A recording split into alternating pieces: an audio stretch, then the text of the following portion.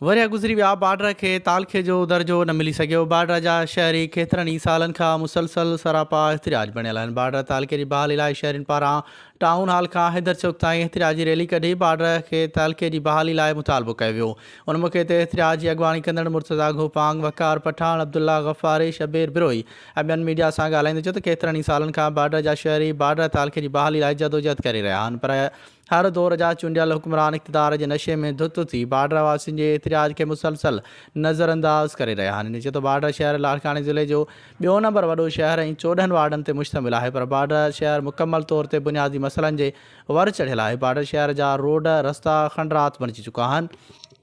अॻवान चयो त बार्डर शहर लाड़काने ज़िले जो तारीख़ी ख़ूबसूरत शहर रहियो आहे, पर हितां जे हुक्मरान बार्डर शहर खे हर दौर में नज़रअंदाज़ कयो आहे। हिननि चयो त जेसिताईं बार्डर तालके जो नोटिफिकेशन जारी न कयो वेंदो, असांजो पुरअमन एहतिजाज जारी रहंदो। वधीक ख़बरुनि ऐं अपडेट्स लाइ ॾिसंदा रहो सिंध न्यूज़ वेब टीवी।